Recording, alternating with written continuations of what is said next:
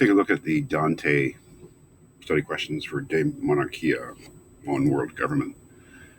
Number one, what is Dante's first principle? See section 2, page 5.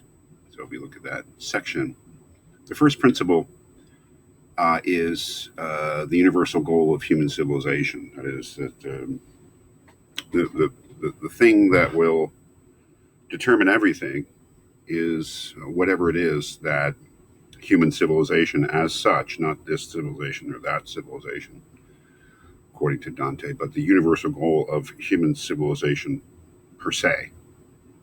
Whatever that is, that'll be our first principle. That is, that'll guide everything else in terms of our political philosophy. Basically, what is civilization for? What is the purpose of human civilization? Again, not this civilization or that one, but the very idea of any human civilization, Dante thinks, must have a purpose or goal or aim that it has, which is, of course, a disputable idea. Number two, what is it that the whole of human civilization aims at? That would be the goal, and he has an answer to that based upon human nature, basically, based upon the idea that human beings are not animals, although they're partly animals. Human beings are not angels or gods, although they have that aspect to them too. What differentiates them from the animals is their rational capacity to learn and understand and gain truth.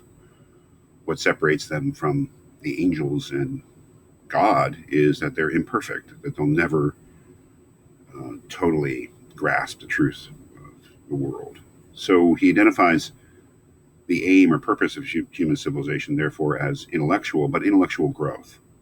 That is, moving forward, gaining knowledge rather than attaining some sort of perfect state, which is ever receding, never actually. So the answer to that whole human civilization, according to Dante, the purpose of civilization is intellectual growth as a species, not just as individuals. Number three, Dante says that the being exists for the sake of its function and not the other way around. What does he mean? Well, it's a different way of looking at existence, you might say. You and I don't exist for our own sake. We exist for that which we're meant to do, which is essentially a bunch of things, but primarily intellectual activity, learning. We exist in order to fulfill that function.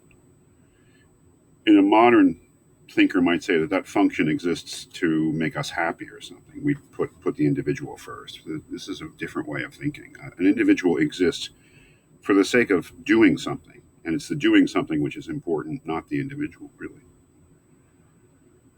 Four, according to Dante, what is man's basic power and the proper work of mankind taken as a whole? Again, that's intellectual growth. Our basic power is to learn. And the proper work of mankind taken as a whole is to advance in learning. Number five, what does Dante think needs to be put in place for mankind to achieve its basic goals is key. Right? He thinks we need peace. We need peace, security, and order in order to engage in this collective, not just individual, but a collective pursuit of knowledge, of intellectual growth. The number one prime condition for that is peace. That is a state where there's security, there's not war. He's thinking of the Roman Empire as being the Pax Romana, the Roman peace, the idea that at its height, the Roman Empire provided that peace so that people had the security, the leisure, the quiet, the freedom from fear that allowed them to pursue this goal of intellectual growth. Number six, do you agree with Dante's suggestion for the purpose of civilization? That's an open-ended question. I think that some of us have a lot of sympathy for that idea that the destiny, for instance, Kant would say, the destiny of human nature is to reach enlightenment. So I think Kant would have a lot of sympathy for this Dante notion of the purpose of civilization. Others may say, well, there's no one purpose of civilization because there's no one civilization. There are different civilizations. They may have different values and purposes. So it's a question that would need to be discussed for a very long time. I don't know if there's any right answer. Number seven, also open-ended. Do you agree that human beings would be better off with a single world government? Why or why not? This question, I think, in our time is quite provocative and unpopular. We have a right wing in this country which is nationalist, isolationist, super patriotic in a kind of a scary way. That their main demon is globalism, right? Conspiracy theories, whatever. But so I think we live in a time when people are free to sort of crap on this notion that we would be better off with a world government. But it certainly is a serious thesis to be taken on its own merits. I don't know.